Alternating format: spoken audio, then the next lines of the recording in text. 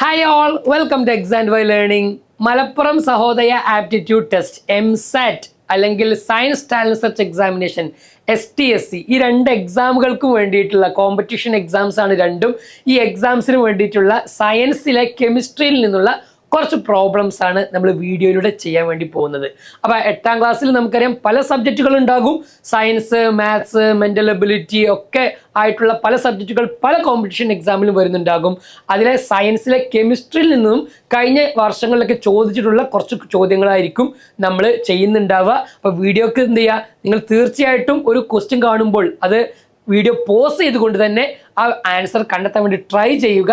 കാരണം നമ്മൾ ആൻസർ നമുക്ക് അറിയാമെന്ന് വിചാരിക്കുമെങ്കിൽ പോലും ആൻസറൊക്കെ ഒന്ന് പറഞ്ഞു നോക്കി പറ്റുമെങ്കിൽ ഒരു പേപ്പറിൽ എഴുതിയൊക്കെ എടുത്തു കഴിഞ്ഞാലാണ് ഇത്തരം കോമ്പറ്റീഷൻ എക്സാമിൽ നമുക്ക് പിന്നീട് എന്ത് ചെയ്യാൻ പറ്റുക, ഒരു റിവിഷൻ പർപ്പസിന് യൂസ് ചെയ്യാൻ പറ്റുക. ഓക്കെ, അപ്പോൾ കംപ്ലീറ്റ്ലി ഫ്രീ ആയിട്ടാണ് എക്സാം ബൈ ലേണിംഗ് ഇങ്ങനത്തെ ഉള്ള ഒരു സംവിധാനം നിങ്ങൾക്ക് ഫ്രീ ആയിട്ട് കോച്ചിങ് നൽകുന്നത്.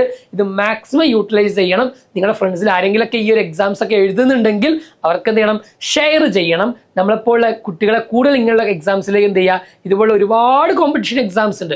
അതിനൊക്കെ കുറിച്ചുള്ള വിവരങ്ങൾ തീർച്ചയായിട്ടും നമ്മുടെ ചാനലിൽ വരും. ഈ എക്സാംസുമായി ബന്ധപ്പെട്ടുള്ള ഒരുപാട് വീഡിയോസ് ഓൾറെഡി നമ്മുടെ ചാനലിലുണ്ട്. മാക്സിമം അത് യൂട്ടിലൈസ് ചെയ്യാം. ഓക്കെ, അപ്പോൾ നമുക്ക് ലാസ്റ്റ് ഇയറിലൊക്കെ വന്നിട്ടുള്ള കുറച്ച് ക്വസ്റ്റ്യൻസ് ചെയ്ത് നോക്കാം. റെഡി?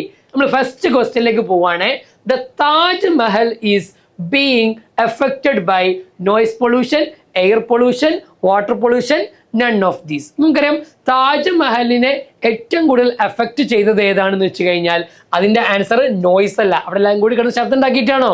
അല്ല. അവിടെ ഒന്നായിട്ട് വാട്ടർ ഉണ്ടായിട്ടാണോ? അല്ല. അല്ലെ, ഏതായിരുന്നു? എയർ പൊല്യൂഷൻ ആണ്. എന്തുകൊണ്ട് അങ്ങനെ പറയാൻ കാരണം അറിയോ? ഈ പറഞ്ഞ താജ്മഹൽ എവിടെയാണ് ഉള്ളത്?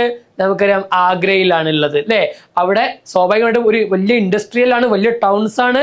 അവിടെ എന്ത് ചെയ്യും, ഈ പറഞ്ഞ രൂപത്തിൽ ഒരുപാട് ഇൻഡസ്ട്രീസ് ഉള്ളതുകൊണ്ട് തന്നെ ഈ ഇൻഡസ്ട്രികളിൽ നിന്ന് എന്ത് ചെയ്യും, ഈ പറഞ്ഞ സൾഫർ ഡയോക്സൈഡ്, നൈട്രജൻ ഡയോക്സൈഡ് പോലെയുള്ള ഒരുപാട് കെമിക്കൽസ് എന്ത് ചെയ്യും, അറ്റ്മോസ്ഫിയറിലേക്ക് പോകും.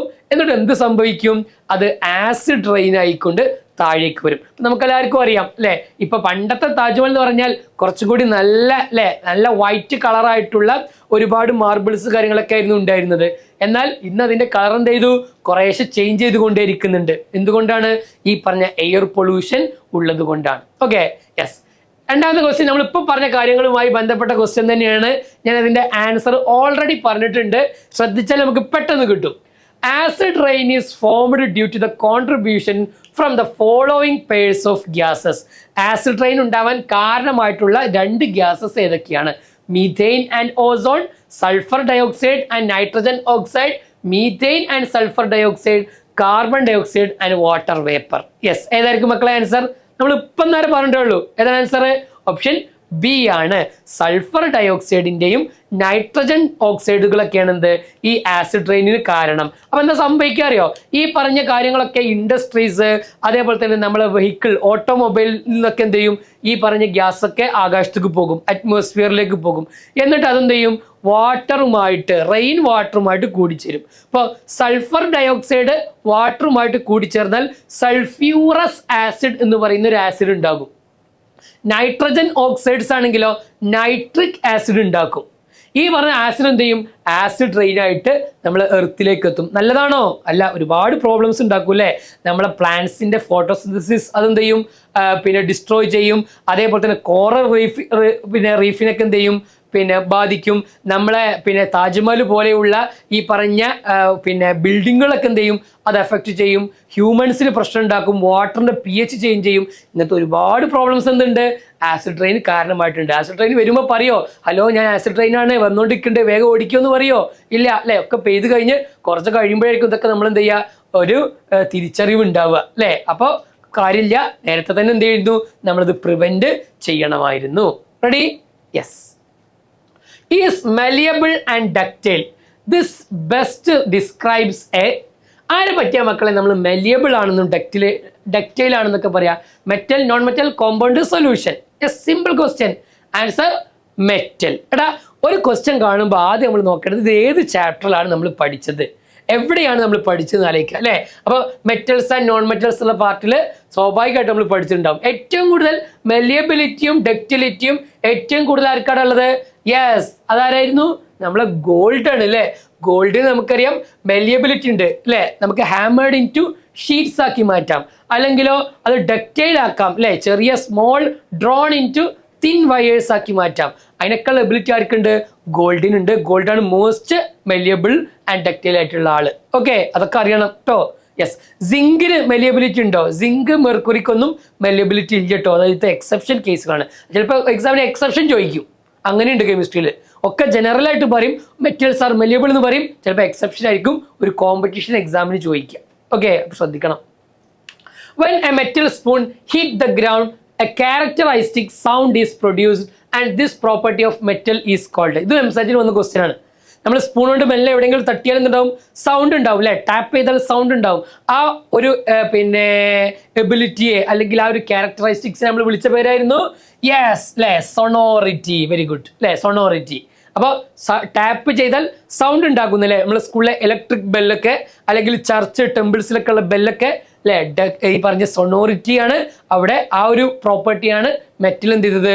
എക്സിബിറ്റ് ചെയ്തിട്ടുണ്ടാവുക.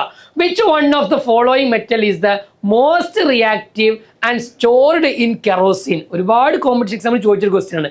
കെറോസിനിൽ നമ്മൾ കീപ്പ് ചെയ്യുന്ന മെറ്റൽ ഏതാണ്? Iron, gold, copper, potassium. ഏതാണ്? ഏതുല്ലേ? യെസ് ഉണ്ട്, potassium.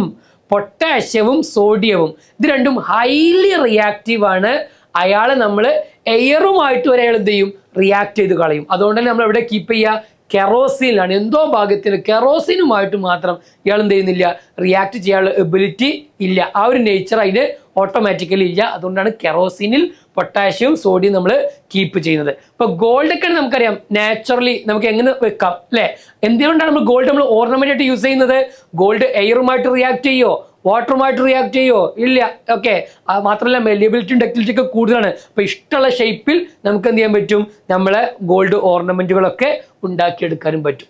Dash a form of a carbon is used in making pencil lead. നമ്മളൊക്കെ പെൻസിൽ ലെഡ്, പെൻസിൽ എഴുതുന്ന ഭാഗം ഉണ്ടല്ലോ, അത് ഉണ്ടാക്കിയത് ഏത് സംഗതി കൊണ്ടാണ്? Diamond, graphite, graphene, ഫുള്ളറീന്.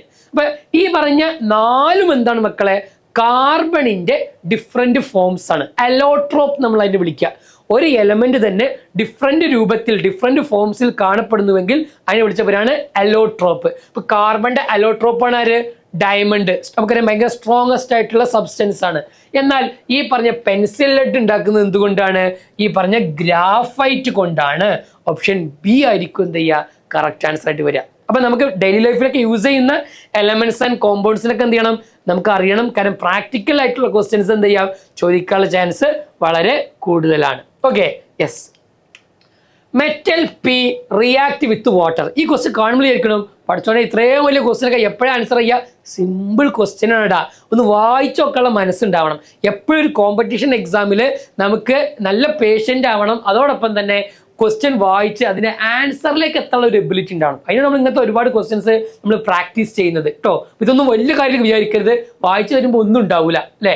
യെസ്, ഒനിയന്റെ ആ തോല് പൊളിച്ച പോലെ ഉണ്ടാവും. Okay, metal P react with water and dilute hydrochloric acid. P എന്ന് പറയുന്ന ആൾ എന്ത് ചെയ്യുന്നുണ്ട്? ആസിഡുമായിട്ടും വാട്ടറുമായിട്ടും റിയാക്ട് ചെയ്യും. ക്യൂ എന്ന് പറയുന്ന ആൾ does not react with water but react with dilute hydrochloric acid. വാട്ടറുമായിട്ട് റിയാക്ട് ചെയ്യൂല, പക്ഷെ ആസിഡുമായിട്ട് റിയാക്ട് ചെയ്യും. മെറ്റൽ ആറിന്റെ പ്രത്യേകത എന്താ? Not react with water and dilute hydrochloric acid. രണ്ടുമായിട്ട് റിയാക്ട് ചെയ്യൂല. എങ്കിൽ അതിന്റെ റിയാക്ടിവിറ്റിയുടെ ഡിക്രീസിങ് ഓർഡർ എന്താണ്? സിമ്പിൾ ക്വസ്റ്റ്യൻ അല്ലേ? പി എന്ന് പറയുന്ന ആൾക്ക് ഹൈലി റിയാക്റ്റീവ് ആണ്. പി എന്ന് പറയുന്ന ആൾ ഹൈലി റിയാക്റ്റീവ് ആണ്. അതിനേക്കാൾ റിയാക്ടിവിറ്റി കുറവാണ് ആർക്ക്? ഈ പറഞ്ഞ ക്യൂവിന്. കാരണം എന്തേ? ക്യൂ എന്ന് പറയുന്ന ആള് വാട്ടറുമായിട്ട് നോ റിയാക്ഷൻ ആണ്, ആസിഡുമായിട്ട് മാത്രമേ ഉള്ളൂ. അതിനേക്കാളും റിയാക്ടിവിറ്റി കുറവാണ് ആർക്ക്? അല്ലെ ഇങ്ങോട്ട്. അതിനേക്കാൾ റിയാക്റ്റീവ് കുറവാണ് ആർക്ക്? ഈ പറഞ്ഞ ആർ എന്ന് പറയുന്നത്. കാരണം എന്തേ? ആരുമായിട്ട് റിയാക്ട് ചെയ്യുന്നില്ല. സോ ഓർഡർ എന്തായിരിക്കും വരിക? പി ക്യു ആർ അല്ലെ? ഇവിടെ question P Q R. Option A ആണ് ചോദ്യത്തിന് ആൻസർ. കണ്ടോ, സിമ്പിൾ ക്വസ്റ്റ്യൻ അല്ലേ? ഒന്ന് വായിച്ചൊന്ന് അനലൈസ് ചെയ്ത് കണ്ട് ആൻസർ കാണാൻ മാത്രമേ ഉള്ളൂ. ഓക്കെ, അലോയ്സിനെ കുറിച്ച് നമ്മൾ കേട്ടിട്ടുണ്ടാവും. അലോയ്സ് എന്ന് പറഞ്ഞാൽ ഒരു നോർമൽ മെറ്റല് മറ്റുള്ള മെറ്റലുമായിട്ട് മിക്സ് ചെയ്തിട്ടുള്ള ഒരു മിക്സ്ചർ ഓഫ് മെറ്റൽ എന്ന് വിളിക്കാൻ പറ്റിയ സാധനമാണ്. ഇപ്പൊ അയേൺ നമുക്കറിയാം, പെട്ടെന്ന് ഒരു 1 ഇയർ കഴിഞ്ഞാൽ അയേൺ എന്താകും, അത് സ്വാഭാവികമായിട്ടും ഡിസ്ട്രോയ് ചെയ്യും, റസ്റ്റിംഗ് നടക്കും. എന്നാൽ അയേണിന്റെ കൂട്ടത്തിൽ മറ്റുള്ള മെറ്റൽസ് കൂടി ആഡ് ചെയ്താലോ ആ പ്രോപ്പർട്ടി തന്നെ ഡിഫറെന്റ് ആകും. അപ്പൊ അതിൽ പെട്ടതൊന്നാണ് ഇത് ഈ പറഞ്ഞ ബ്രോൺസ് എന്ന് പറയുന്നത്. 2 മെറ്റലുകളാണ് അവിടെ ഉണ്ടാവുക, copper and zinc, copper and silver, copper and tin, copper and gold. അറിയാം മക്കളെ, നമ്മൾ കേട്ടിട്ടുണ്ടാവും ബ്രോൺസ് അല്ലെ, ബ്രോൺസ് മെഡലൊക്കെ കേട്ടിട്ടില്ലേ? യെസ്, കോപ്പർ ആൻഡ് ടിൻ ആണ് കേട്ടോ. കോപ്പറും ടിന്നും കൂടിയാണ് ബ്രോൺസ്. കോപ്പറും സിങ്ക് എന്ന് പറഞ്ഞവരുണ്ടോ? കോപ്പറും സിങ്കും ഏതാ? അതാണ് ബ്രാസ്. ഓക്കെ, ബ്രാസ് കോപ്പറും സിങ്കും ആണ്, മറ്റേത് കോപ്പറും ടിന്നും ആണ്. Okay, yes. നമുക്കറിയാം ചില ഇലക്ട്രിക് പിന്നെ മ്യൂസിക്കൽ ഇൻസ്ട്രുമെന്റ് ഒക്കെ ഉണ്ടാക്കൽ എന്ത് വെച്ചിട്ടാണ്? ഈ പറഞ്ഞ ബ്രാസ് വെച്ചിട്ടാണ്. റെഡി? യെസ്. അതേപോലെ തന്നെ ബെസ്റ്റ് അലോയി ആണ് ഇത് നമ്മൾ പറയുന്ന ഗോൾഡ് ഓർണമെന്റ് അല്ലെ. നമുക്കറിയാം ഗോൾഡ് ഉണ്ടാകും അല്ലെ. 916 ഗോൾഡ് എന്താ? 91.6% ഗോൾഡും ബാക്കിയുള്ള പെർസെൻറ്റേജ് കോപ്പർ പോലെയുള്ള മെറ്റൽസും ആയിരിക്കും ഉണ്ടാവുക. അതെന്താണ്? ഒരു അലോയി ആണ്, നമ്മൾ ഗോൾഡ് ഓർണമെന്റ് ആയിട്ട് യൂസ് ചെയ്യുക. എങ്കിൽ നിങ്ങൾക്ക് ചെയ്യാനുള്ള ക്വസ്റ്റ്യൻ, നമ്മളിപ്പോൾ ഒരുപാട് ക്വസ്റ്റ്യൻസ് പറഞ്ഞല്ലോ. Which among the following is A poor conductor of heat energy? Heat energy ഏറ്റവും ലോ ആയിട്ട് കണ്ടക്ട് ചെയ്യുന്നത് അലുമിനിയം, കോപ്പർ, അയേൺ, സൾഫർ. പെട്ടെന്ന് പറയാൻ പറ്റും ആൻസർ. ചെറിയ ക്ലൂ തരാം. മെറ്റൽസിന്റെയും നോൺ മെറ്റൽസിന്റെയും ഒക്കെ പ്രോപ്പർട്ടി പഠിച്ചവരാണ് നമ്മൾ. ആ ക്ലൂ വെച്ചിട്ട് പെട്ടെന്ന് ആൻസറിലേക്ക് കാണാൻ പറ്റും. അപ്പൊ വളരെ poor conductor of heat energy ഇതിൽ ആരാണെന്നുള്ളതാണ്. വീഡിയോക്ക് താഴെ എല്ലാവരും കമന്റ് ചെയ്യണം.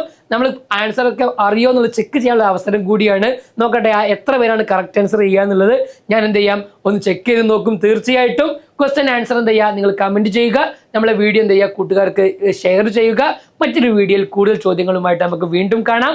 താങ്ക്